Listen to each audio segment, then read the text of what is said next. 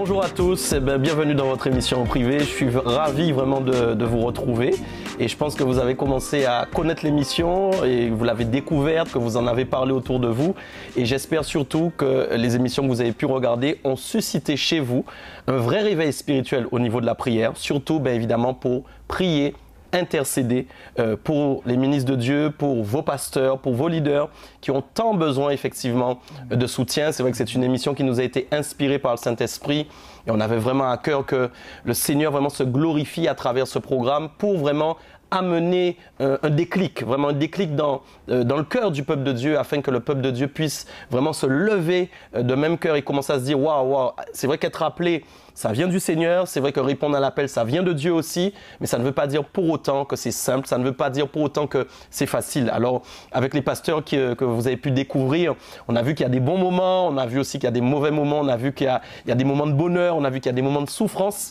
mais on a vu quand même effectivement que l'appel au ministère, bien évidemment, c'est quelque chose de merveilleux et je crois que nous comprenons de plus en plus, nous prenons en compte la réalité de l'appel au ministère et ça, c'est glorieux. Donc on se retrouve aujourd'hui évidemment avec un nouvel invité qui va nous accompagner pendant près d'une heure et on va discuter autour bien évidemment de cette réalité qu'est l'appel au ministère et je suis heureux de recevoir le pasteur Bruno Valéry qui est un ami. Comment ça va pasteur Bruno?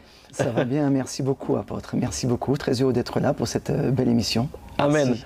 Eh ben, c'est un peu spécial pour moi puisque tu es un invité spécial puisqu'on travaille ensemble, travaille ensemble pour la gloire de Dieu et donc voilà, moi je te connais évidemment voilà, déjà probablement beaucoup mais en tout cas les auditeurs vont te découvrir, ils vont voir qui tu es et voilà. Alors qui est justement le pasteur Bruno Valéry? Wow. Écoute donc pasteur Bruno Valéry, donc j'ai 50 ans. OK. Ça y est, j'ai franchi le cap.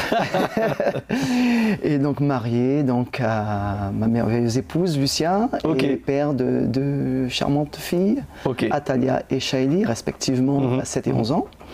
Et donc voilà, donc je suis originaire de Saint-Claude, je suis né à Saint-Claude et je vis à Vieux-Fort. Ok, alors pour constituer Saint-Claude, pour ceux qui nous regardent, on est sur l'île de la Guadeloupe, donc ça, on est où à Saint-Claude? Au pied du volcan. Alors donc s'ils ne sont pas encore venus, il faut savoir qu'il y a un volcan déjà. Absolument, donc c'est le plus haut sommet des Petites Antilles. Ok. Et donc nous vivons là, dans cette commune, nous avons vécu là pratiquement toute notre vie, pratiquement. D'accord. Dans cette commune de Saint-Claude. Ok, donc toi tu es originaire donc, de cette commune de Saint-Claude. Absolument. Voilà, et donc on disait effectivement géographiquement on a cette fameuse montagne qu'on appelle la Soufrière qui a explosé la dernière fois en 1976. Exact, exact. On dit qu'il dort, qui n'est pas, c'est pas un volcan éteint, c'est un volcan qui dort, donc ça veut dire qu'il peut se réveiller. Alors nous qui parlons de réveil spirituel régulièrement, bon, faudrait pas trop de réveil quand même. Alors comment se passe justement la vie du pasteur, puisqu'on a dit d'abord il y a Bruno Valéry effectivement, puis on dit pasteur Bruno Valéry, donc voilà, être pasteur, tu es pasteur, c'est bien ça? En fait, je continue à m'accommoder avec ce titre, vraiment, parce que bon, pasteur depuis peu.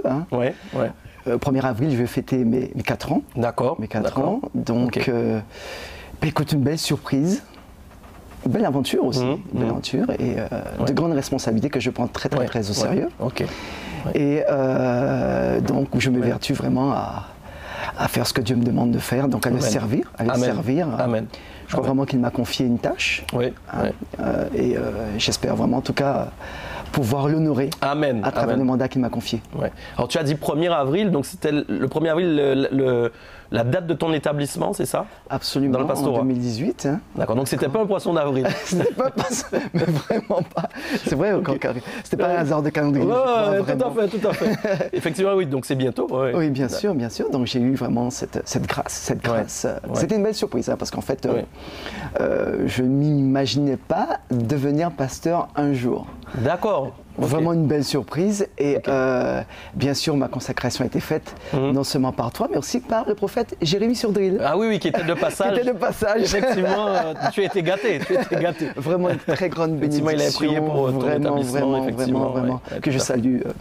Amen. Et du coup, donc tu disais que tu as dit surprise, une belle surprise. Absolument. Donc ça, c'est assez intéressant quand même qu'on en parle aujourd'hui parce que être appelé au ministère, ça peut être une surprise. Pour moi, mais complètement. Parce que bon, jusque-là, je menais ma petite vie tranquillement. C'est vrai que je menais ma petite vie tranquillement et puis Bien sûr, on vit, on est quelque part, donc on a un environnement, on a une famille, une culture, et bien puis, sûr. Mais surtout de grandes interrogations, de grands questionnements, des questions existentielles sur le pourquoi de la vie. Je crois que c'est quelque chose qui me caractérisait. C'était vraiment les grandes questions existentielles. Et puis, pas mal de rencontres et des échanges très intéressants sur la question de Dieu, de l'existence de Dieu. Alors, étant né dans une famille catholique, donc avec une éducation, je me rappelle vraiment de ma grand-mère, qui est une femme extraordinaire et voilà, qui nous poussait vraiment à chercher Dieu. Donc, et puis un jour... voilà. ayant trouvé Dieu, parce que je vivais des moments quand même assez difficiles dans ma vie, et puis étant allé dans une église, j'ai écouté la parole de Dieu. Amen. Pour la première fois, en fin 2017. Et puis là, je me suis dit, c'est vraiment ce dont j'avais vraiment besoin. Donc, il y a quelque chose qui a été vraiment réactivé, activé, réactivé, je ne sais pas ce qu'il faut vraiment dire, mais en tout cas quelque chose qui s'est vraiment passé dans mon cœur et je me suis dit c'est ce que je veux, en fait, c'est ce que je veux et c'est ce que j'ai. servir.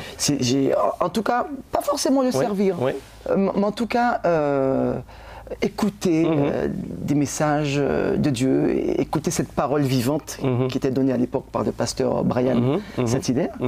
Et vraiment, il y a quelque chose qui s'est vraiment passé. Donc mon amour pour le Seigneur, la découverte, puisque c'est une découverte. Oui, bien sûr. Découvrir vraiment les choses profondes de Dieu, des réponses à vos questions. Et là, vous dites, waouh, il y a vraiment quelque chose, quoi. Et que toutes ces années, voilà, donc vous commencez à avoir des réponses.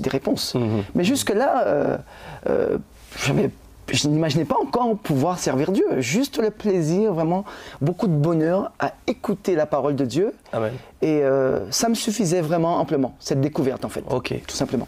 Donc en fait, tu es en train de nous dire qu'au départ, donc, et ça c'est bien qu'on en parle, ce désir d'écouter la parole de Dieu, vraiment de l'entendre, de l'apprivoiser. Et ça a précédé, tu dis même, le désir peut-être de servir plus tard, puisque tu ne savais pas encore, c'est ça? Non. Donc est-ce que, quelque part, c'est un conseil, en fait, il faut s'asseoir pour écouter d'abord, avant de devenir, c'est bien. Absolument, et c'est vrai, parce qu'on dit que la foi vient de ce que l'on entend. Tout à fait. Donc il fallait que certaines choses soient créées en moi, donc, et puis que cette connexion avec le Seigneur soit créée, soit forte. Et je crois que c'est la chose la plus importante, vraiment écouter, ouvrir son cœur à Dieu. Je pense que c'est le premier conseil vraiment qu'on peut donner. Bien sûr. En tout cas, c'est ce qui en est sorti de mon expérience, en tout cas, avec le Seigneur, et de mes premiers pas. Voilà. Et qu'est-ce qui se passe justement entre ce moment où finalement tu donnes ta vie au Seigneur, voilà, tu décides de t'asseoir, comme tu dis, pour écouter la parole de Dieu, pour être rempli. Alors il se passe quoi entre ce temps-là, justement, déjà qui était Bruno Valéry avant déjà d'être cet enfant de Dieu, voilà, qu'est-ce qu'il faisait, il faisait quoi, c'était quoi son quotidien, ses objectifs? Alors à cette époque-là, en fait, je travaillais dans l'hôtellerie. Donc à l'hôtel Saint-Georges, d'ailleurs, c'est où nous sommes rencontrés. Oui, tout à fait. Et en fait, donc voilà, donc j'étais passionné d'hôtellerie et d'accueil. Vraiment, c'était vraiment ce qui m'animait le plus. Et puis, 21 jours, j'ai rencontré une stagiaire. Une charmante stagiaire qui est devenue mon épouse. Et je crois que tout est parti. Cet hôtel, vraiment, c'est incroyable. C'était le lieu des connexions. Il y a tout eu dans cet hôtel, c'est vrai. Et en fait, quand je l'ai vu arriver, il s'est passé quelque chose. Parce qu'en fait, voilà, donc je cherchais vraiment à me positionner aussi. Et puis il y a quelque chose qui me travaillait beaucoup dans mon cœur. Je me disais, tu vois, apôtre, que voilà, donc l'âge commençait à monter et je disais voilà, il est temps pour toi quand même de te caser, de te marier. Mais il y avait quand même une pensée en moi qui me disait que se marier sans le Seigneur, c'était quand même un grand risque. J'ai toujours gardé cette pensée. Donc je me suis toujours dit que si je devais me marier, en fait, que ce serait bien que ma femme aime le Seigneur. Mais en fait, c'est une pensée que j'ai eue, mais je crois que je ne l'ai pas eue comme ça. Je crois que c'est vraiment Dieu qui a mis cette pensée dans mon cœur. Et en fait, quand elle est arrivée comme ça, je me suis dit, waouh, c'est ma femme. Je l'ai dit comme ça, spontanément, dans mon cœur, que c'était elle, en fait. Comme quand Adam a vu Ève. Mais vraiment, j'étais subjugué. J'étais vraiment subjugué. Et puis voilà, quoi, on a commencé à se côtoyer, puisque bon, j'avais une relation précédente dont j'étais vraiment pas satisfait. Et en fait, voilà, donc on a appris à se connaître, à échanger, et puis plus ça allait, puis voilà, j'étais vraiment attiré par elle.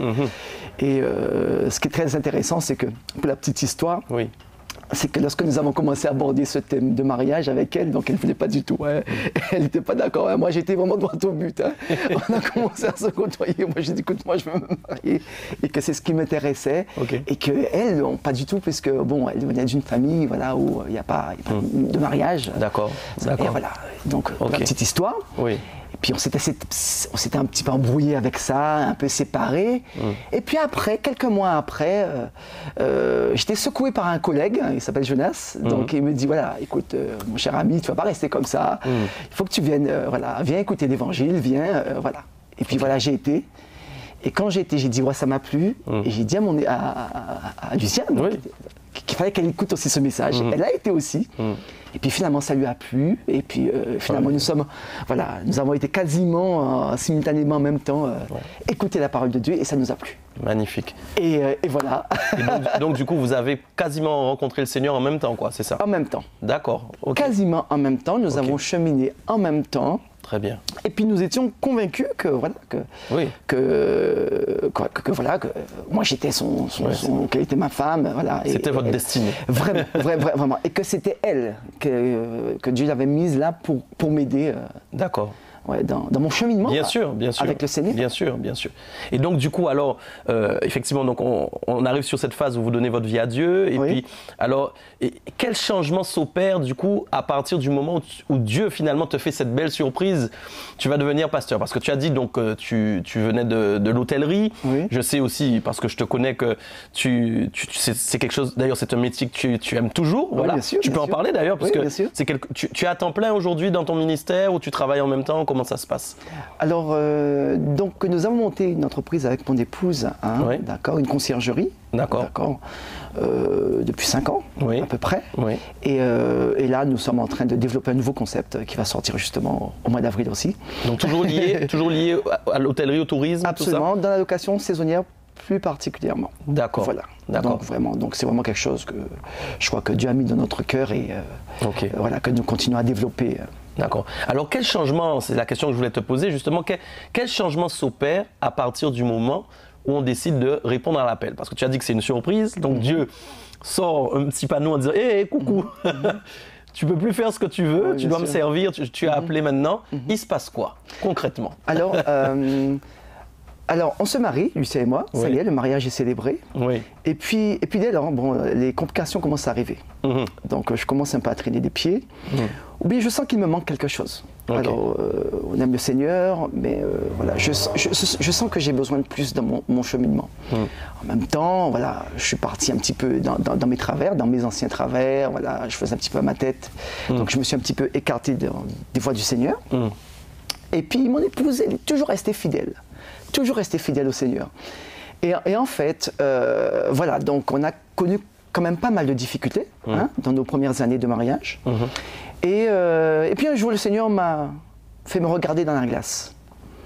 Et m'a dit que voilà, il fallait vraiment que je change et que je me positionne vraiment de manière très concrète avec lui.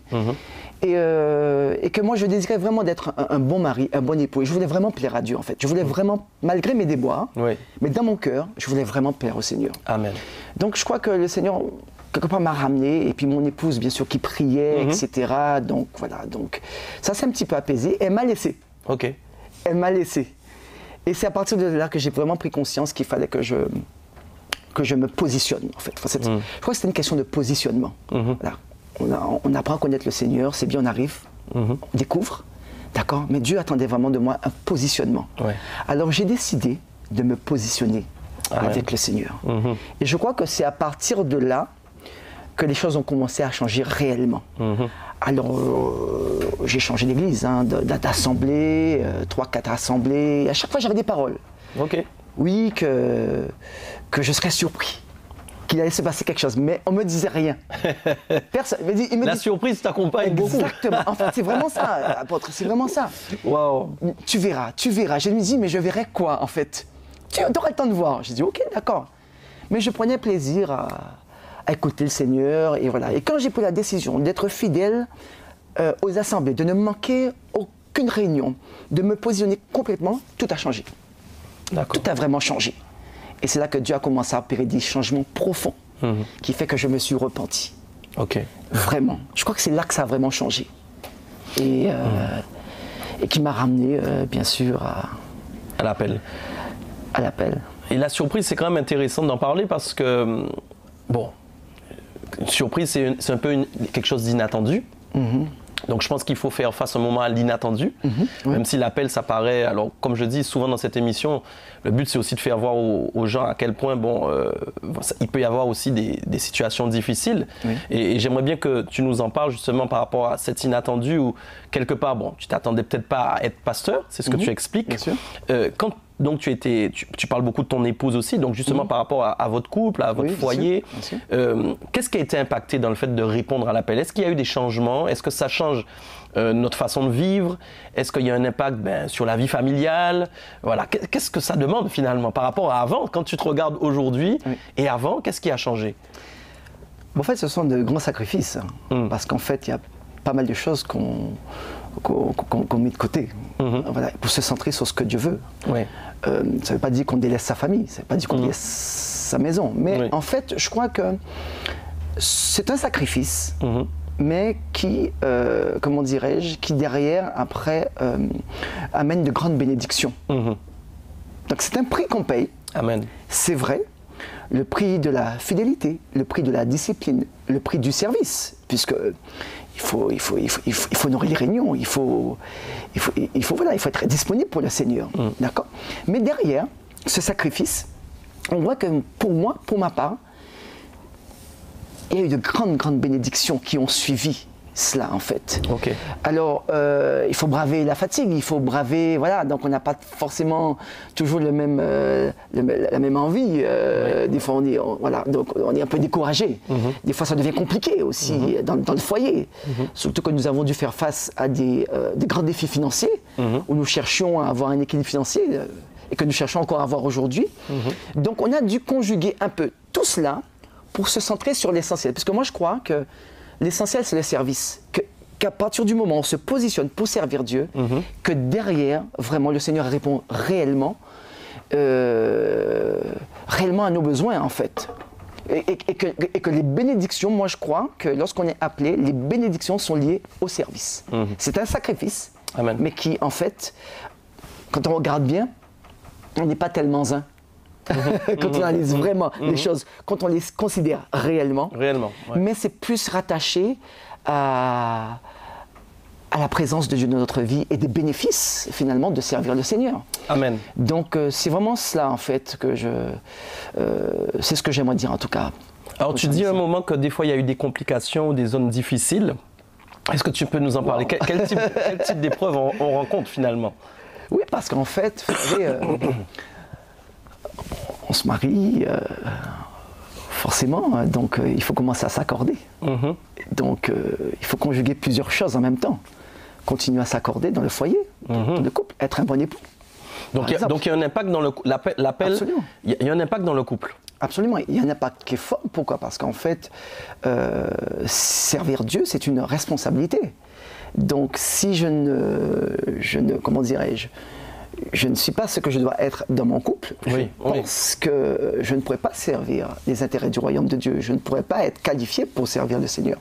Donc je crois que Dieu m'attendait, vraiment la pensée que j'ai eue dans mon cœur, c'est que je sentais dans mon cœur que Dieu m'attendait en tant qu'époux.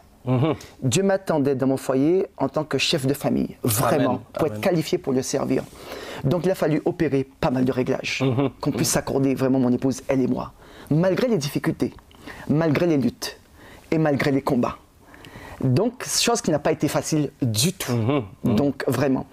Mais en fait, je crois que cette épreuve, comme tu l'as dit, comme tu nous enseignais, puisque tu es aussi notre pasteur, vraiment, donc en écoutant tous ces enseignements, ça nous a vraiment permis de comprendre vraiment que la qualification, le test de Dieu, c'est vraiment pour nous approuver pour son service. Donc, c'est vraiment ce qui nous a vraiment, en tout cas pour moi, ma qualification, elle est dans ma maison. Ma qualification, elle est dans la manière dont je traite mon épouse, comment je la valorise, comment j'en prends soin. Ma qualification, elle est dans la manière dont je gère ma famille, mes enfants, la manière dont j'en prends soin, la manière dont je témoigne mon amour, la manière dont je gère ma maison. C'est vraiment ça. Et c'est vraiment quelque chose, c'est un moteur pour moi. Vraiment, c'est vraiment mon moteur à moi. Et c'est un axe principal qui me permet de servir vraiment aujourd'hui. Est-ce que pour toi, ça veut dire en fait qu'il y a plus d'exigences? D'ailleurs, il y a un texte dans la parole qui nous en parle, hein, qui dit qu'il faut savoir diriger correctement sa maison, hein, pour aspirer à la charge d'évêque. Bien sûr. Est-ce que pour toi, clairement, il y a plus d'exigences? Être pasteur demande plus d'exigences, même en tant que père dans sa maison, dans sa propre maison, que quelqu'un de lambda qui vient à l'église, quoi. Absolument, parce qu'en fait, vous êtes pasteur, vous êtes serviteur, vous êtes berger, vous devez être vrai devant les gens. Tout à fait, tout à fait. Voyez, donc il y a quelque chose qu'on doit démontrer aux autres, en fait. Il y a un exemple, il y a un témoignage, c'est ça, hein? Absolument. Il y a un témoignage. Et ça exige une discipline drastique, vraiment. Quand Paul dit que nous sommes des athlètes et que nous courons vers un but. Donc le but pour nous, c'est vraiment d'arriver, d'achever cette course que Dieu demande de courir. Et pour la courir, il faut se préparer. Et donc c'est la discipline.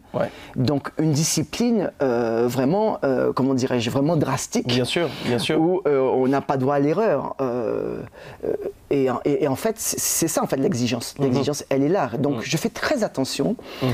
Et à ma manière dont je vis chez moi, dans ma maison. Je suis vraiment, c'est très important pour moi. Et ça me permet de me tenir devant le peuple de Dieu avec beaucoup de confiance. En fait, c'est ça. Je veux être vrai devant les gens. Donc ça amène de la confiance chez toi et de l'assurance par rapport à ce que tu fais. Tu parles de la conscience finalement. Absolument. C'est vraiment ça. Et j'essaie vraiment de m'appuyer sur cet axe-là, qui est important pour moi, et pour servir Dieu en étant fidèle. Donc être appelé au ministère, c'est aussi s'assurer d'avoir une bonne conscience, quoi, quelque part. C'est un peu ça. Ah oui, la conscience, on sait que Dieu dit que la conscience, c'est la meilleure partie de l'homme. Oui. Donc, cette petite alerte que vous avez là, bien sûr, et qui vous permet, en fait, de prendre toujours les bonnes décisions, tout à fait. d'être sensible, en fait, aux choses de l'esprit, parce que cette alerte, c'est la présence du Saint-Esprit en nous, et qui est là pour, comme un témoignage intérieur, qui nous dit, voilà, ça c'est oui, ça c'est non. Amen. Tu vas à droite ou tu vas à gauche. Tout à fait. Et en fait, cette alerte, elle a beaucoup sonné. Elle a beaucoup sonné. Tu as eu beaucoup d'alertes. J'ai eu beaucoup d'alertes, notamment avec mon épouse, parce que Dieu me demandait vraiment de prendre soin d'elle, vraiment. On apprend vraiment l'humilité, on apprend vraiment à avoir le caractère de Christ, apprendre à se taire, apprendre, comment dirais-je, à mourir à soi, parce qu'en fait, ça, à mourir à soi. Pourquoi? Parce qu'en fait, le poumon du ministère, c'est ma maison. C'est un poumon. Amen. Et en fait, c'était là, Dieu m'attendait vraiment dans... Je comprends que Dieu m'attendait vraiment dans les détails, apôtre. Dans des détails, mais vraiment dans des détails. Dieu est dans les détails. Et je crois que c'est ça en fait qui est mon moteur et qui me permet vraiment d'avancer vraiment avec cette conscience aiguisée. Vraiment, que le Seigneur est là. Il a un œil sur moi. Tout à fait. Il voit tout ce que je dis.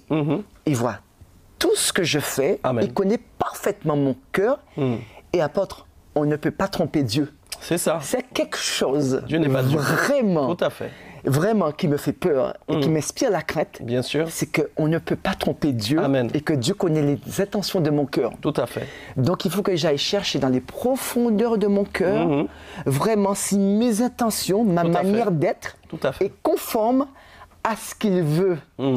Et crois-moi, j'ai pleuré. Crois-moi, j'ai crié. Parce que quand Dieu m'a montré réellement ce que le cœur pouvait contenir, on a plus envie de pleurer que de rire. que de rire.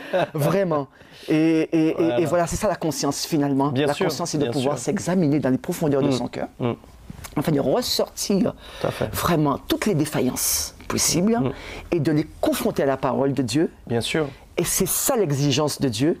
Et c'est ce que, en fait, je m'évertue à faire. Je ne peux pas te dire, apôtre, qu'aujourd'hui, j'y suis arrivé. Je ne peux pas le dire aujourd'hui. Mais je m'évertue chaque jour à plaire au Seigneur et à m'examiner. Voilà. C'est un vrai cheminement. C'est un vrai cheminement, c'est un challenge, c'est un défi, c'est quotidien. Bien sûr. C'est quotidien. Parce que plaire à Dieu, c'est une exigence. Tout à fait. Et alors, il y a aussi vraiment un point sur lequel j'ai envie de venir, parce que tu en as parlé. Tu as beaucoup parlé de ton épouse depuis le début, de la vie de famille, du foyer. Et dans ce que tu nous dis, on sent que, voilà, quelque part, ton épouse est forcément impactée aussi. Parce qu'on a parlé de ton appel au ministère. Alors, c'est vrai qu'aujourd'hui, souvent, on voit les couples servir ensemble, c'est quelque chose qu'on voit beaucoup. Et je sais que, bon, des fois les gens ont des discussions, oui, mais est-ce que la femme est appelée au ministère parce que le mari est appelé, est-ce que c'est une obligation? Les gens se posent beaucoup de questions autour de ça, mais est-ce que pour toi, et surtout par rapport à ce que tu dis, automatiquement, quelque part, l'épouse d'un pasteur, quelque part, est automatiquement impactée par son appel au ministère? Est-ce qu'elle, sa vie peut rester normale finalement?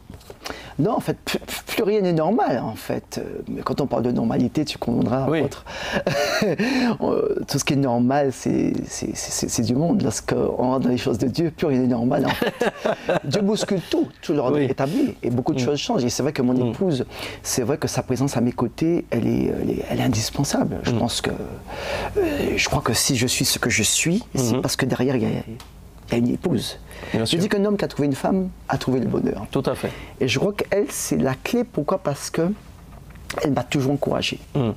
Ça, s'il y a une chose vraiment extraordinaire, elle m'a toujours encouragé. Elle a toujours été là, spirituellement, dans la prière. Amen. Et puis mon épouse, c'est une femme d'esprit. Vous savez, elle reçoit toujours les choses un peu avec un temps d'avance.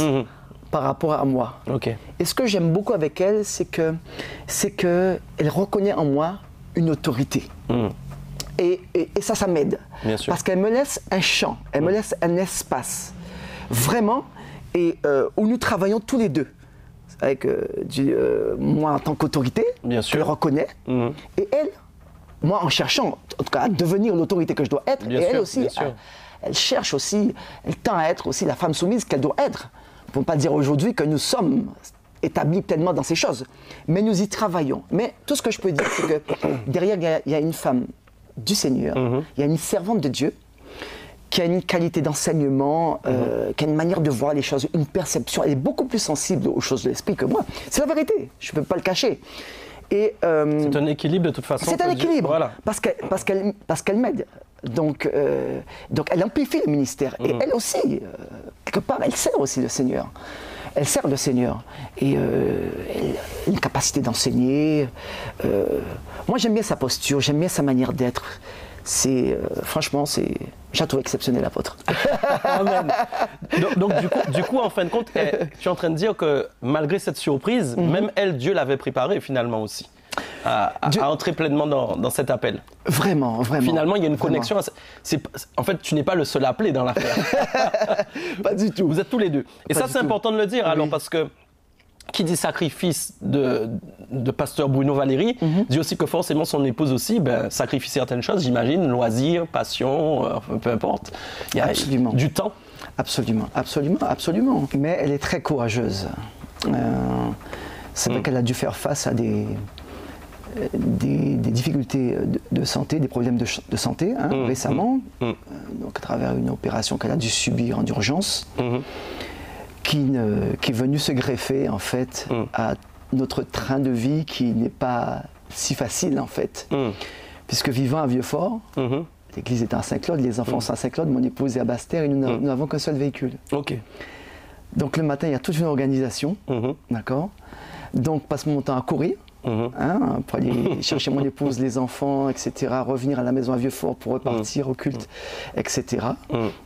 Donc ça demande vraiment une très très grande organisation et en plus les enfants bien sûr vont à leur sport, donc il faut les emmener, des fois il faut rester sur Basse-Terre, ça m'oblige à rester 2 heures, voilà, à attendre des fois, voilà, donc c'est vraiment, voilà, c'est là qu'en fait qu'on sent que les choses ne sont pas si faciles finalement, et là avec le gosier, donc et puisque tu es sur une autre église aussi qui est plus loin de ton domicile, c'est ça? Une autre église, donc à plus de 80 km à peu près, 80 km je crois à peu près, donc il faut aller le dimanche. Et quand je reviens, il est pratiquement 14h, 15h, donc mon épouse ne vient pas forcément tout le temps parce qu'elle travaille, donc des fois elle finit tard. Et moi qui suis concierge, donc m'occupant de plusieurs maisons, donc je jongle entre le travail, voilà, mon épouse, les enfants, le ministère, etc., l'église mère à Saint-Claude, etc. Donc on a des semaines qui sont pleines, hein, qui sont pleines. Ouais. Et on se dit, waouh, c'est là quand même qu'on sent quand même le poids du sacrifice, parce que c'est là qu'en fait qu'on sent qu'on paye vraiment un prix. À cela qu'il faut rajouter la discipline, parce que voilà, donc se lever la nuit, prier la nuit au petit matin, avec d'autres réunions par-ci et par-là. Donc on sent quand même que voilà, donc il y a quand même Donc quand même, être épouse de pasteur, c'est pas si simple que ça quand même. Hein. C'est pas si simple. Franchement, pour elle, non, c'est pas si simple. C'est pas si simple.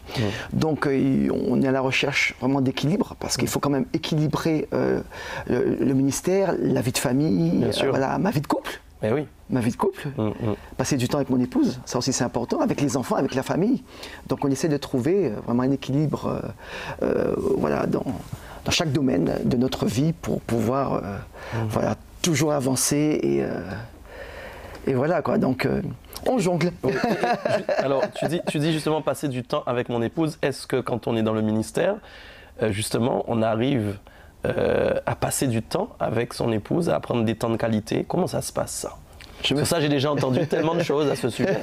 Des fois, même j'entends, c'est pas simple, c'est pas facile. Comment ça se passe? C'est une priorité. Pour moi, j'en ai fait une priorité. D'accord. Donc nous devons, de manière régulière, prendre du temps pour nous. Okay. Aller au restaurant, sortir, aller au cinéma, aller à la plage, voilà, sortir, faire des petits dîners en amour à la maison. Parce qu'on a l'impression... Non mais c'est bien que tu parles de ça, parce que je crois qu'il y a des gens parfois qui ont une image aussi des hommes de Dieu. Bon, peut-être ils vont pas au resto, ils vont pas à la plage.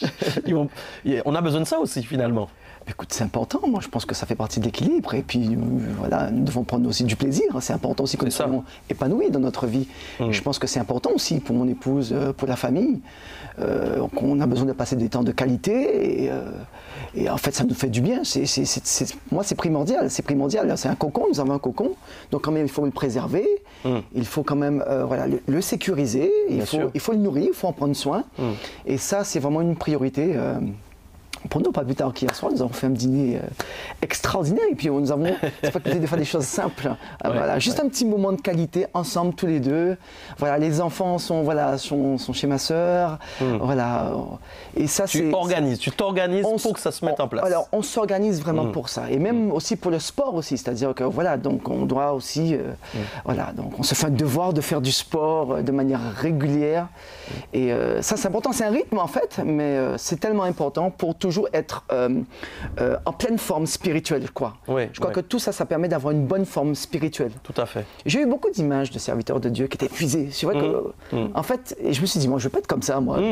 Je veux pas être comme ça. Vous savez, quand je leur dis, comment ça va? Et puis, voilà, ils me disaient, voilà, je sentais qu'il y avait un poids, que c'est compliqué, que c'était difficile. Je vais pas dire que c'est facile. Bien sûr, bien sûr. Mais je crois que rechercher un équilibre constant, je crois que c'est très très important. C'est très très important. Vraiment, vraiment. Alors bien sûr, Dieu va nous demander des fois de prendre des moments à part. Des fois, ça va être plus intense que d'autres. Bien sûr. Forcément. Bien sûr. Ça, c'est important, on le conçoit bien. Ça fait partie de la vie du serviteur. Tout à fait. Mais, encore une fois, ma priorité, je veux préserver ma famille. Je veux, voilà.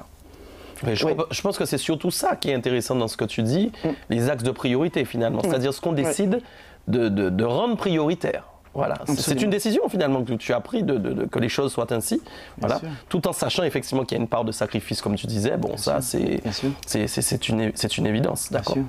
Alors j'en arrive à une petite séquence, voilà, la séquence du jour réussite et échec. Donc j'aimerais que tu nous parles donc alors tu choisis, je sais pas si tu préfères commencer par l'échec ou la réussite, comme tu veux, mais en tout cas que tu nous parles avec le Seigneur depuis que tu es dans le ministère d'une réussite que tu as vécue, vraiment quelque chose que tu considères voilà, comme une réussite, une victoire, et un échec s'il y en a eu un. Je te laisse commencer dans l'ordre dans lequel tu veux en parler. Voilà. La réussite. Ok. C'est très bien.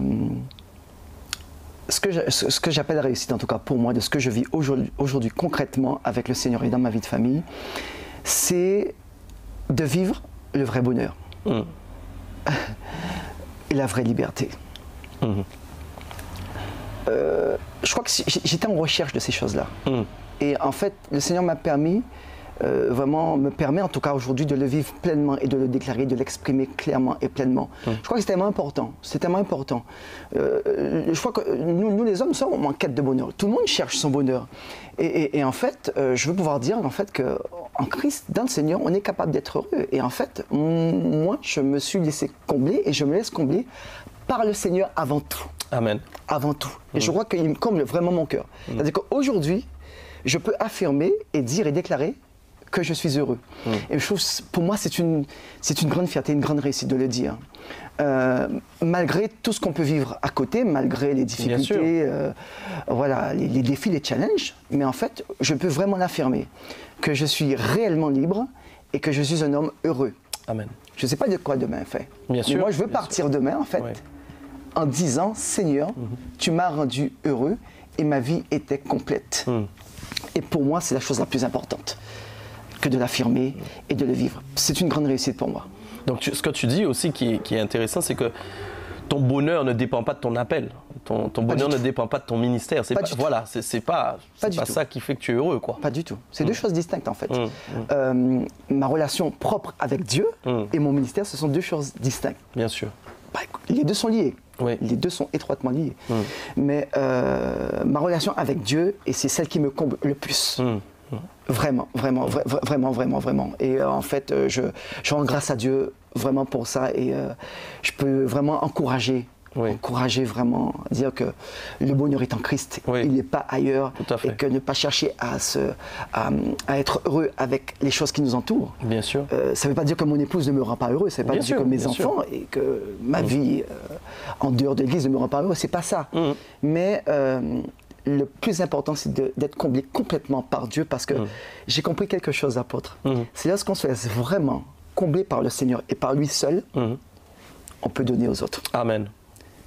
Il y a plus d'amour à donner qu'à recevoir. Tout à fait. Et c'est là en fait que Dieu nous comble réellement de son amour, et on peut le déverser. Je le déverse sur mon épouse. Bien sûr. Je le déverse sur mes enfants, sur mes proches, sur l'église, bien sûr, sur le peuple de Dieu, bien sûr, sur ma famille. Et en fait, c'est la clé. D'accord. Donc ça, c'est merveilleux d'entendre ça, voilà. Donc ce que tu es en train de nous dire surtout, et puis ça peut être aussi d'une grande aide pour tous ceux et celles qui veulent servir Dieu et qui ne le servent pas encore, de se rendre compte quand même de cette importance. C'est primordial ce que tu dis. Parce qu'on peut aimer son ministère plus que Dieu. Hein. Oui, ça. Non, mais ça peut arriver. Et enfin, je sais pas ce que tu en penses, mais je crois que le ministère, c'est vrai que des fois, c'est quelque chose déjà qui est très prenant. Bien sûr. Donc dès que quelque chose prend de la place quelque part, mais automatiquement ça prend aussi de la place dans le cœur. Bien sûr. Qu'on le veuille ou pas. Bien sûr. Et moi je trouve intéressant que tu puisses nous dire effectivement que aimer Jésus c'est plus important que aimer servir. C'est plus important. Servir, c'est un peu pour moi le ministère, un peu la cerise sur le gâteau. Toujours la surprise. On y revient à chaque fois. C'est incroyable. On y revient. Pour moi le ministère c'est la cerise sur le gâteau. Amen. En fait, lorsque vous expérimentez Dieu. Amen. Dans votre cœur, dans votre famille, dans ce que vous avez, dans ce que vous possédez, d'accord? Le ministère, en fait, ce n'est que la conséquence. C'est le résultat, finalement. Tout à fait. C'est le résultat. Vous pouvez venir et dire que voilà ce que Dieu fait, voilà ce que Dieu est capable de faire. Et en fait, vous le dites avec beaucoup de conviction. Vous avez plus de conviction, en fait. C'est ça, en fait. La vie de tous les jours, voilà, ce que nous faisons avec le Seigneur au quotidien amène beaucoup plus de force, de puissance et de conviction lorsque vous portez un message, lorsque vous enseignez, lorsque vous prêchez. Et je crois que l'Esprit se sert de ça. Il s'appuie, en fait, sur ce que vous êtes, sur ce que vous vivez, pour le déverser. Moi, je crois que c'est puissant. C'est ce que je vis, en tout cas. Alors, avant qu'on parle de l'échec, comme tu parles beaucoup de surprises, de cerises sur le gâteau, est-ce que tes messages, tu les reçois aussi en surprise? C'est très particulier. Alors, comment le pasteur Bruno Valéry prépare ses messages? C'est incroyable. C'est incroyable parce que je les reçois comme ça. Je les reçois comme ça. Alors bien sûr, il y a des temps, il y a des saisons. Donc Dieu agit par saison en fait. Mais en fait, j'ouvre mon cœur à Dieu tout simplement. Et en fait, je lui pose cette question, voilà, parce que le plus important, c'est ce que le Seigneur veut faire. Exact. Finalement, c'est ce qu'il veut accomplir. Et je crois qu'il va accomplir quelque chose de particulier en son temps et en sa saison, par rapport à un peuple donné. Et en fait, je demande tout simplement à Dieu, que veux-tu donner à ton peuple? De quoi ils ont besoin là, ce dimanche-là, par rapport à la saison? Tout à fait. C'est en fait, je m'appuie sur ça. Et j'ouvre mon cœur à l'esprit, j'ouvre mon cœur. Et c'est vrai, et puis des fois, je suis toujours surpris. Voilà. De recevoir un message. Pour moi, c'est toujours une surprise. Même, en fait, voilà, c'est ça. C'est toujours une surprise pour moi de recevoir un message. Et je reçois quelque chose, donc après, je le nourris, je le travaille dans mon cœur, dans mes pensées. D'abord, bien sûr, je discute beaucoup avec Dieu sur le message. Tout à fait. Après, je vais dans la parole de Dieu pour voir si ce que j'ai reçu est fondé bibliquement parlant. Et après, je me laisse enseigner par l'Esprit de Dieu. Et après, tout simplement, voilà quoi. Mais après, en fait, je suis jamais sûr. Hein. Je suis jamais sûr du message, puisque bon, forcément, vous avez quelque chose à donner, puis finalement, le Saint-Esprit le déforme, parce qu'il l'amène, il le bonifie en fait. Vous recevez quelque chose, un bébé, mais après, quand il sort, et donc voilà, vous vous rendez compte que tu as fait encore plus que ce que vous êtes, sur lequel vous étiez appuyé en fait. Et en fait, c'est encore ça, ma vie avec le Seigneur. Et même quand je prêche, même quand je donne un message, à la fin, je dis, waouh, Seigneur, tu m'as encore surpris. Dieu a toujours le dernier mot, finalement. Il a toujours le dernier mot. Je ne sais jamais à l'avance ce qui va se passer. Et j'aborde tout ça avec beaucoup d'humilité, beaucoup de simplicité, et beaucoup de crainte et de tremblement, parce que c'est une grande responsabilité. Et aussi pour ceux qui nous écoutent, quand tu dis, il y a cet aspect finalement de ne pas savoir ce qui va se faire. Et je pense que c'est aussi connecté quelque part avec s'oublier soi-même. Absolument. Dans les bras du Seigneur. Absolument. Puisque si on a trop peur en fin de compte parce qu'on ne sait pas ce qui va se passer ou ce qui va arriver, c'est qu'on compte trop sur nous encore. C'est ça. Donc c'est aussi la mesure du Saint-Esprit de lui laisser la place. Absolument. C'est ça le surnaturel en fait. C'est-à-dire que c'est un monde complètement surprenant. Vous ne savez jamais ce qui va se passer en fait à l'avance. Personne ne peut dire ce qui va se passer à l'avance. C'est la raison pour laquelle on dit que l'Esprit est dirigé. L'Église est dirigée par l'Esprit. Tout à fait. C'est lui qui fait son œuvre. C'est son œuvre en fait. Tout à fait. Et nous, ce que nous faisons finalement, c'est de nous calquer sur ce que lui il veut faire. D'accord. Nous ne sommes pas là pour. C'est là que nous comprenons en fait que nous avons finalement qu'une part de cette responsabilité, même si nous avons une, mais c'est l'Esprit de Dieu. C'est lui qui conduit toute chose. Ok. Alors je te laisse nous parler de échec s'il y a eu. Si tu considères qu'il y a déjà eu un échec. En fait, l'échec, ça fait pas partie de mon vocabulaire.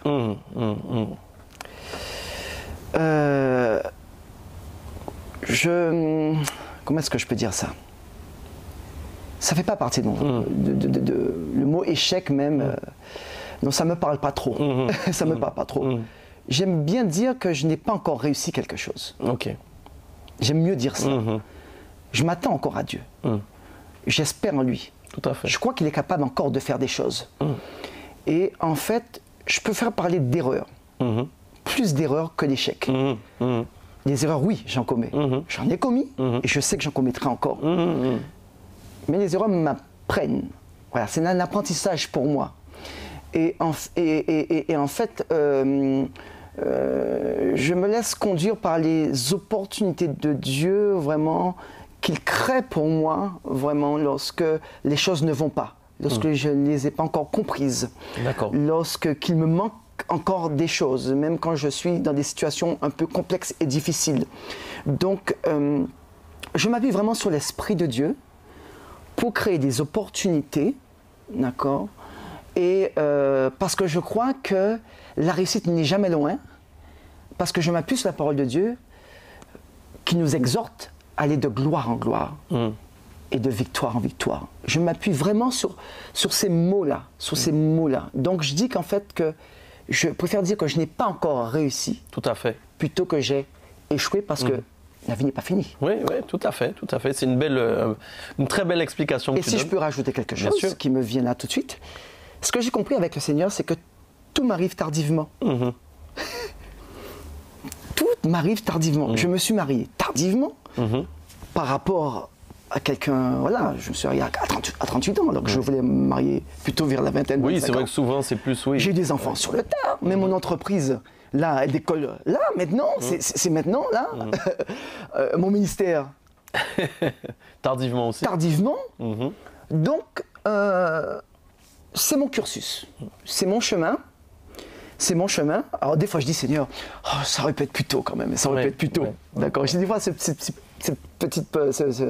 pointe de regret, entre guillemets, dit que si j'avais fait toutes ces choses avant, mais en fait, Dieu nous demande de considérer le chemin par lequel on passe. C'est-à-dire que ça fait partie de mon cursus. C'est ça. Et en fait, je pense que la maturité aussi, je pense que Dieu voulait sûrement par rapport à moi, voilà, accomplir les choses dans ce temps-là, ça. Ouais. Et c'est une grâce pour moi en tout cas.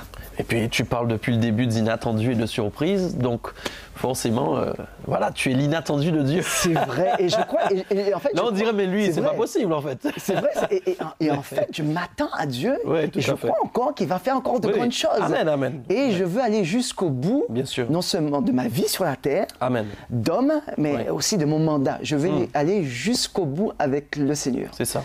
Donc voilà. Donc, le Seigneur, on voit bien que le Seigneur ne regarde pas à l'âge. Ça, ce sont nos données à nous, bien souvent. C'est vrai, nos données. Le Seigneur est un Dieu surprenant et d'inattendu, comme tu disais. Et voilà, il décide, voilà, à tout âge, à tout moment, de toucher quelqu'un. Et puis hop.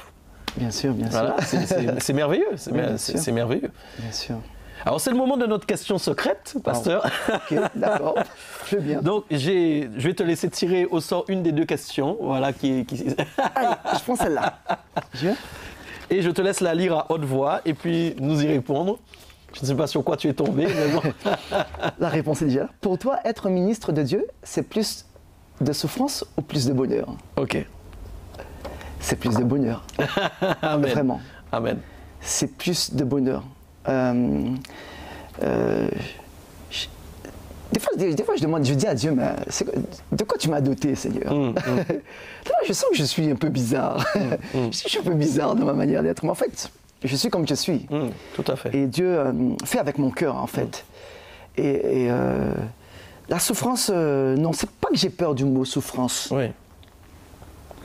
Mais je préfère mettre les choses dans leur contexte et à leur place. Le mot souffrance, pour moi, c'est plus payer le prix. Oui. Payer un prix, oui. Mais est-ce que je souffre? Non. Non. Je fais ça avec beaucoup de plaisir. Je sers, et d'ailleurs, je veux toujours servir jusqu'au bout avec le plaisir parce que c'est important pour moi de libérer quelque chose. Bien sûr. Le bonheur, c'est une puissance. Tout à fait. Je veux libérer ça. Je veux libérer ça sur le peuple. Je veux libérer ça sur les gens qui m'entourent. Je veux libérer cette onction parce que le bonheur, c'est une onction. Et je veux... voilà, je crois que c'est...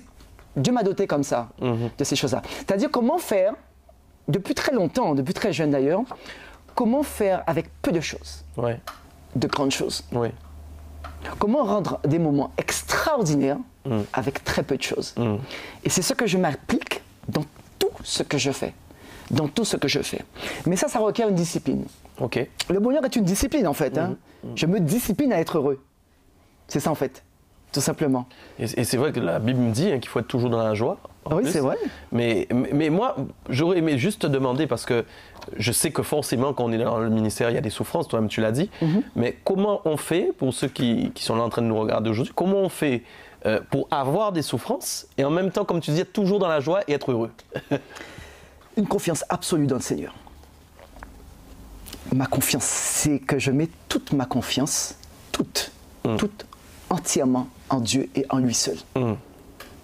Pas en ce que je vois, pas en ce que j'entends et pas en ce que je vis. Bien sûr. Mais une confiance absolue. C'est-à-dire que même si des fois, ça m'est arrivé de pleurer, ça m'est arrivé de gémir, ça m'est arrivé de... Voilà, oui, forcément. Ça arrive, ça. Ça arrive. Mais en fait, ça ne dure pas. Et je ne veux pas que ça dure. Je ne veux pas que ça dure. Donc, en fait, je crois tellement dans le Seigneur. Je crois en ce qu'il dit. D'ailleurs, il le dit, c'est ce que Jésus a enseigné au monde aux Oliviers. N'est-ce pas? Heureux, vous qui êtes affligés. Tout à fait. Donc, je m'appuie sur la parole. Je veux vivre que par elle. Donc je m'évertue, je me bats. En fait, mon combat, ma lutte, on peut même dire ma souffrance, c'est dans le fait de croire. Ok. Donc toi, tu souffres pour croire, c'est ça? Oui, oui. C'est là en fait. C'est là en fait. On peut parler d'une lutte ou d'un combat, c'est là. C'est de croire. C'est de croire et de croire. C'est vraiment ça. C'est vraiment ça. D'accord. Alors aujourd'hui, justement, par rapport à là où tu es maintenant, puisque tu es aussi pasteur d'une église, voilà, et comment tu vois ton avenir? C'est quoi les objectifs que tu te fixes aujourd'hui? Qui l'eût cru? Qui l'eût cru que le Seigneur m'aurait confié une église? Mais jamais, apôtre.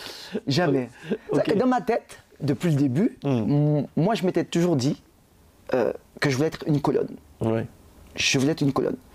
Une colonne pour le véritable. Ça ne veut pas dire que j'en suis pas une. Alors pour préciser aux auditeurs, le véritable, tu parles du nom de l'église. Le nom de l'église. Voilà, ouais, tout à fait. Dont tu es le pasteur, le leader, bien sûr. Et en fait, moi, j'avais toujours vu mon cursus et mon parcours à tes côtés. Ok. Juste être ton appui. C'est ça. Ça ne veut pas dire que ça a changé. Hein. Bien sûr. Mais voir qu'aujourd'hui, là, comme ça, là, en début d'année, et que Dieu me prépare, puisque je commençais à recevoir, j'ai dit, mais c'est pas ça, ça peut pas être ça. Parce que Dieu m'avait déjà parlé en amont. Et que là, me voit confier une œuvre comme ça, je trouvais ça extraordinaire. J'ai dit, mais il n'y a que toi pour me surprendre, Seigneur. Il n'y a que toi encore pour... Mais jamais, ça a complètement dépassé et, mon entendement, en fait. Alors, comment je vois les choses, comment je les vois, comment je les appréhende, en fait... j'avance pas à pas avec le Seigneur, mais je veux que le nom de Dieu soit glorifié. Amen. Amen. Ce qui m'intéresse, c'est son œuvre et ce qu'il veut accomplir là où il bâtit son œuvre. Et moi, je veux me calquer. Parce que s'il m'a choisi, c'est que je sais qu'il sait ce qu'il a mis en moi pour cette œuvre et pour cette mission et là où elle est placée.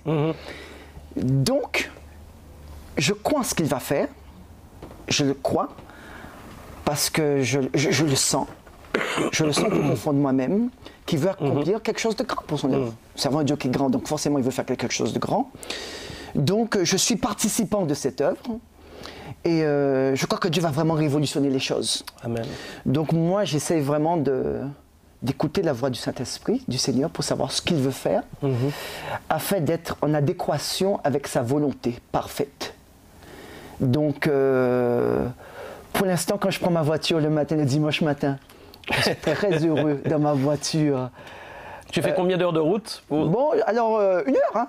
1 heure. Tous les dimanches? Tous les dimanches, 1 heure. Voilà, je monte. Mon épouse et les enfants m'accompagnent 1 fois sur 2. Donc, on monte, nous montons avec la joie. Et je veux que ça soit comme ça jusqu'au bout. Je veux vraiment que ça soit comme ça, mais je sais que Dieu va faire quelque chose de grand là-bas. Et c'est une grande responsabilité que je prends très au sérieux. Et voilà, donc merci Seigneur de me confier cette mission. Vraiment, que je prends très très très au sérieux. Alors, tu as parlé effectivement de l'avenir, mais tu n'as pas peur, donc ça c'est bien. Même si les surprises ne vont pas s'arrêter. Donc ça peut aller à l'infini en fait. Hein. On va se retrouver avec un pasteur qui a 90 ans, qui va être en train d'ouvrir des églises partout dans le monde. Après tout. Mais en fait, je suis préparé, apôtre. Mais c'est toi qui m'as préparé. Ah oui, bon, ça, non, mais c'est une vérité. C'est une part. Mais c'est une grande part, apôtre. Oui. Je peux pas nier. C'est une part. En fait, c'est une préparation. Oui. On lance pas quelqu'un comme ça, là, comme ça. Je crois que le Seigneur nous a préparés, tu nous as préparés. Et à travers cette préparation, en fait, je suis prêt à toute éventualité. Toute éventualité. Je ne suis pas en train de dire que ça va être merveilleux tous les jours. Oui, bien ça va être facile tous les jours. Mais je crois que Dieu m'a donné une certaine maturité pour aborder ce ministère et l'œuvre qu'il va accomplir là-bas. Donc je prends beaucoup de recul. Hein. Je prends beaucoup de recul par rapport à cela. Donc je crois que Dieu m'a équipé. Donc la préparation, c'est un équipement. Donc j'ai reçu l'équipement. Et puis, bon, je ne suis pas seul. Je ne suis pas seul. Amen. C'est très important à souligner. Il y a quand même une équipe formidable. Et puis, toi, tu es le leader de l'Église. Donc, tu es là. Il y a beaucoup de personnes derrière cette œuvre. Nous ne sommes pas seuls parce qu'on ne peut pas réussir seul. Donc ça, c'est très important à souligner. Tout à fait, c'est sûr, c'est sûr. Et c'est ce qui me sécurise aussi quelque part. Ça me sécurise. On a besoin d'être sécurisé. Et en fait, être soumis aussi, parce que je pense que quelque part, ce qui me permet d'aller en toute confiance et de pouvoir travailler en toute liberté avec ce que Dieu me donne, c'est parce que je veux vraiment être soumis à toi, parce que tu es mon père spirituel, soumis à cette œuvre, et je crois que c'est ce qui me garde, ça me garde, c'est très important, j'ai besoin d'être gardé. Amen. Je ne veux pas être seul, ça, je ne le veux pas. Je l'ai vraiment compris. Hein, ça, je ne veux pas faire cavaler seul. Je veux pas. Je veux être soumis. Je veux faire ce que Dieu me demande. Je veux faire ce que Dieu veut faire. Et voilà. Et je crois que c'est ensemble qu'on va avancer et que cette œuvre va avancer. Ouais. C'est important de le souligner. C'est vrai qu'on n'accomplit rien seul. Et c'est vrai que c'est... Voilà, les surprises du Seigneur sont là, mais on les vit ensemble. On les vit ensemble. On les vit ensemble. Et moi, ce que je dis à Dieu, vraiment, et je vais être sincère, je dis Seigneur, de toute façon, si je suis défaillant, ce qui peut arriver, je peux être défaillant. Je n'ai pas peur d'être repris. Oui. Je veux être repris. Je veux être corrigé. Bien sûr. Et voilà quoi, tout simplement, je serai prêt à accepter ce que Dieu veut faire. Amen. Tout simplement, donc je n'ai pas de problème avec ça, je suis réglé sur ça. Amen. Je suis réglé sur ça. Amen. Alors on arrive au bout, donc je voulais te demander si tu as un message simplement à laisser au peuple de Dieu qui regarde cette émission aujourd'hui. Et qu'est-ce que tu aimerais lui dire concernant aujourd'hui les leaders de notre génération? Ils ont besoin de soutien. Ils ont besoin de prière. Et tu sais aussi que cette émission, elle a pour but justement de dévoiler la réalité vraiment de l'appel au ministère. Je te laisse leur parler pendant 1 minute, voilà, et leur dire ce que tu aurais souhaité qu'ils fassent pour leur leader. Soutenez-nous, vraiment. Nous avons vraiment besoin de votre appui parce que sans vous, ce serait très difficile d'y arriver. Devant tous ces défis, ces challenges, servir Dieu, on voit que ça incombe vraiment de grands sacrifices et de payer un prix. Et que nous avons des familles, nous avons des vies aussi, nous avons aussi des projets, nous aspirons aussi à vivre aussi des choses dans nos vies de famille, etc. Donc, on ne peut rien faire sans vous. Nous avons besoin de vous dans vos prières, vraiment, que vous puissiez soutenir l'œuvre, soutenir vraiment les ministères, soutenir les ministres de Dieu, leur accorder vraiment, vraiment beaucoup d'honneur. Personnellement, c'est ce que je fais. J'honore les serviteurs de Dieu, les ministres, parce qu'en fait, c'est un travail qui demande énormément, avec beaucoup d'exigences, parce que nous aurons des comptes à rendre à Dieu. On oublie souvent qu'en fait, que nous serons jugés avant. Donc, c'est encore plus difficile pour nous. Donc, on ne peut pas se lancer comme ça de manière hasardeuse. On a besoin d'appui. Et que priez vraiment pour nous, encouragez-nous, honorez les serviteurs de Dieu. Si vous ne savez pas, nous sommes ouverts. Vous pouvez venir nous voir, vous pouvez nous poser des questions. Moi, je suis vraiment ouvert à toute question. Je n'ai pas peur, en fait, ni d'être jugé, ni quoi que ce soit. Ce n'est pas ce qui m'effraie le plus. Mais je crois que dans ces temps de la fin, dans ces temps difficiles, nous sommes en Guadeloupe et Dieu est en train d'inspirer un fort mouvement de réveil. Nous le voyons, en train de susciter une nouvelle génération de serviteurs en Guadeloupe, remplis du Saint-Esprit, qui veulent faire la volonté parfaite de Dieu. Je crois que le Seigneur a un plan parfait pour la Guadeloupe et que Dieu va vraiment nous surprendre. Nous sommes à l'aube de vivre de très très grandes choses dans notre île et qu'aujourd'hui, nous voulons démontrer que le Seigneur est vivant. Nous voulons démontrer aujourd'hui que Dieu est capable de transformer cette île, mais faire des transformations profondes dans des cœurs. Nous avons une île qui a un passé, qui a une histoire, une île qui a des souffrances, une île encore aujourd'hui qui lutte et qui combat. Mais moi, ce que je veux dire, que Dieu dit qu'il y a un seul combat, c'est celui de la foi. Il faut croire que Dieu existe parce que Dieu est vivant. Nous l'expérimentons. Et j'espère vraiment qu'à travers ces échanges, que vous avez pu être confortés dans votre foi, pour ceux qui êtes déjà au Seigneur et pour vous qui ne l'êtes pas, que vous soyez touchés pour vous dire qu'il faut vous rapprocher de Dieu. Tout est possible à celui qui croit. Dieu est capable de changer la vie d'un homme, vraiment. Et que les commandements de Dieu ne sont pas pénibles. Dieu veut transformer son île. Et la Guadeloupe a encore beaucoup à offrir. Il y a encore trop de talents qui sont cachés. Trop encore des personnes qui sont égarées. Trop de familles qui sont disloquées et qui sont détruites. Dieu veut restaurer cette île et accomplir une œuvre nouvelle pour la Guadeloupe. Donc je vous invite, vous tous qui êtes là et qui écoutez, venez au Seigneur. Rejoignez une église. Formons ensemble une communauté forte, résiliente, puissante. La fin des temps est proche. Christ est à la porte. Vous le voyez dans ce qui se passe aujourd'hui. Les choses vont aller très vite en accélérant. Venez au Seigneur. Acceptez le Seigneur Jésus-Christ dans votre cœur. Vivez par la foi. Ne vivez plus par vous-même et pour vous-même, mais vivez pour le Seigneur. Et par le Saint-Esprit et pour le Saint-Esprit. Voilà le message que j'ai à vous adresser. Amen. Amen, amen. Merci vraiment. Pour ce beau message. Merci vraiment pour ce beau message. Amen. Merci vraiment d'être venu. Merci. Tu as encouragé beaucoup la Guadeloupe. Merci. On encourage aussi la francophonie puisque l'émission est regardée partout, hein, voilà, partout aujourd'hui, voilà. Et donc vraiment, quel que soit le pays où vous êtes vraiment, voilà, priez pour vos leaders. Voilà, le pasteur Bruno, évidemment, il est en Guadeloupe, donc il avait à cœur de parler à ce territoire. Donc si vous êtes des Antillais aussi que vous nous regardez, soyez encouragés. Voilà, pleinement. Merci d'être venu, pasteur. Merci. Merci d'avoir pris le temps et on t'encourage vraiment à aller au bout vraiment de l'œuvre que Dieu t'a confiée, évidemment, et il le fera. Et bien, quant à nous, on se retrouve évidemment le mois prochain pour une nouvelle émission en privé. Allez, à très bientôt. À très vite.